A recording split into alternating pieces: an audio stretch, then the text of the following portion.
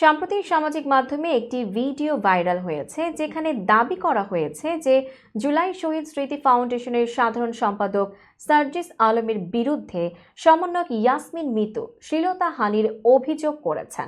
তবে আন্তর্জাতিক fact check প্রতিষ্ঠান রিউমার স্ক্যানার তাদের এক প্রতিবেদনে জানিয়েছে ওই ভিডিওটি একটি অপপ্রচার এবং প্রযুক্তির সহায়তায় সম্পাদিত। বিস্তারিত ডেস্ক রিপোর্টে। প্রতিবেদন অনুযায়ী ওই ভিডিওটি আসলে মিথ্যা দাবি প্রচারের জন্য তৈরি করা হয়েছে।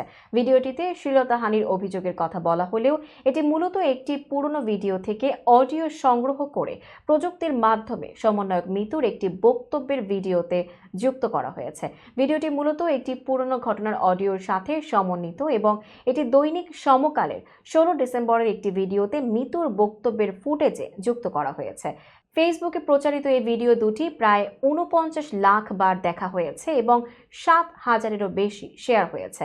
ভিডিওটি প্রথমে দৈনিক সমকালের ফেসবুক পেজে প্রকাশিত হয়, যেখানে স্বৈরাচারী আপা বিজয় দিবসকে এতদিন নিজের করে নিত শিরোনামে তরুণদের বিজয় দিবস উদযাপন নিয়ে একটি প্রতিবেদন ছিল।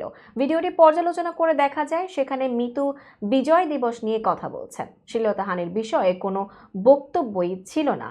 মিতুর পরিহিত শাড়ি, গহনা এবং অঙ্গভঙ্গি উভয় ভিডিওতেই অভিন্ন, তবে মূল ভিডিওতে শ্লীলতাহানির অভিযোগের অডিও ছিল না।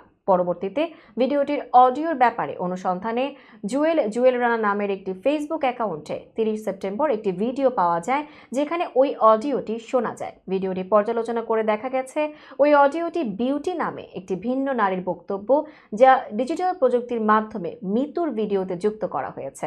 ফ্যাক্ট চেক প্রতিষ্ঠান রিউমার স্ক্যানার স্পষ্ট করেছে যে ভিডিওটি ইন্টারনেটে ভাইরাল হয়েছে, তা সম্পাদিত এবং মিথ্যা অভিযোগের ভিত্তিতে প্রচারিত।